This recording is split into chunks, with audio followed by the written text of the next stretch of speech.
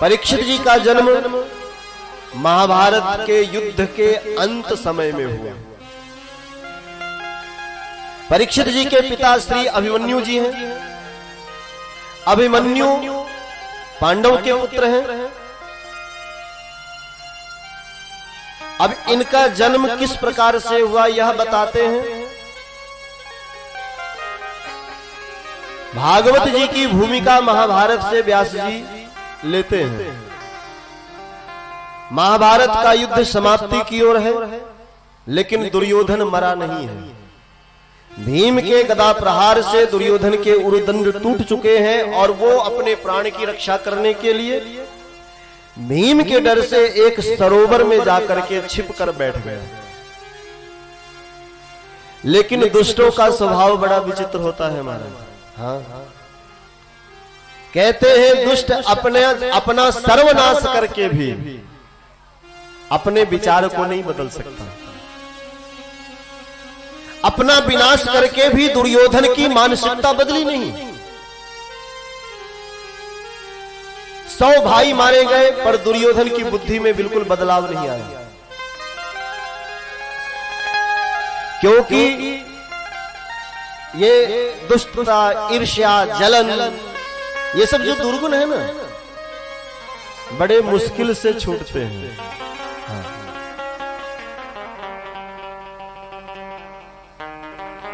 और मैं आपसे निवेदन करूं, संसार में ऐसा कोई क्रिया नहीं है जिसे करने से हमारे दुर्गुण छूटेंगे।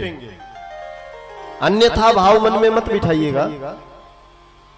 दोष और दुर्गुण जीवन से तभी समाप्त होते हैं जब भगवान की कृपा होती है। इसलिए मानस जी में श्री गोस्वामी जी कहते हैं भगवान से सदैव प्रार्थना करना चाहिए कि कामादि दोष रहितम कुरु मान संसार। हमारे अंतःकरण को, हमारे आचरण को, हमारे जीवन को दोषों से रहित कीजिए। ये तो कृपा से ही। हम विकारों को स्वयं से दूर नहीं कर सकते।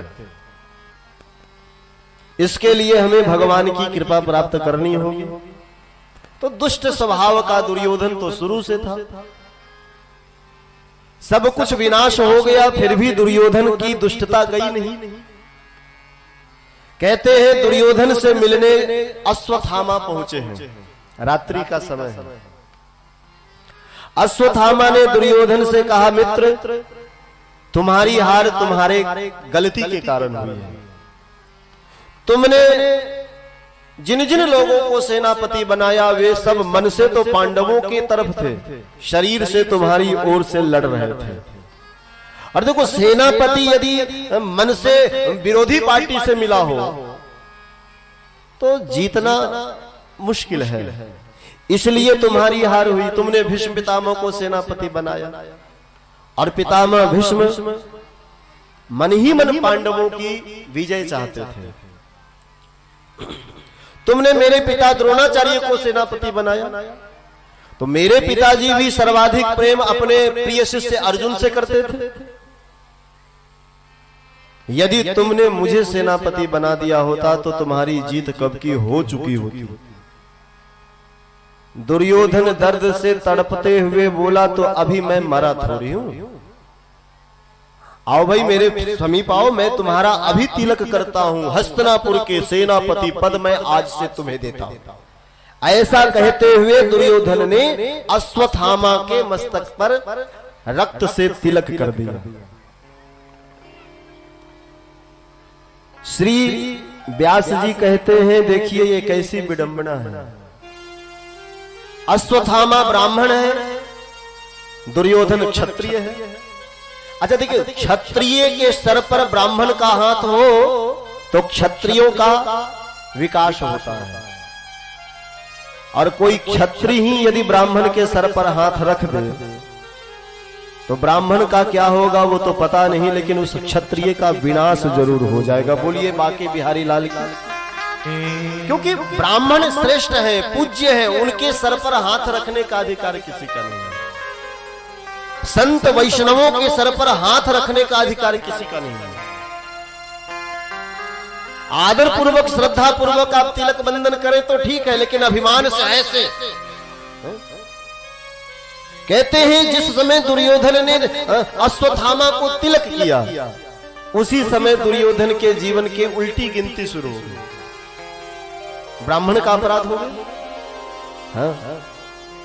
और संसार में बड़े बड़े बड़े बड़े शस्त्र से कोई ना मरे, लेकिन ब्राह्मणों के श्राप से, ब्राह्मण के कोप से और ब्राह्मण के अपमान से वो बच नहीं सकता। अश्वत्थामा ने कहा, मित्र आपने मुझे सेनापति बनाया, तो मैं अपना संपूर्ण बुद्धि और युक्ति लगाकर आपकी जीत करवाऊंगा, ये मैं वचन देता हूं। दुर्योधन ने कहा, यदि तूने ऐसा कर दिया अश्वत्थामा, तो मैं तुम्हें आधा हस्तिनापुर उपहार में दे दूंगा। फिर दुर्योधन ने कहा, अरे आधा नहीं, तुम तो पूरे पूरे ले लेना भाई, मेरे जीवन का तो भरोसा नहीं और खानदान में कोई बचा नहीं। अश्वत्थामा लोभ में पड़ गए। देखिए, ब्राह्मणों की दुर्गति लोभ के कारण आती है।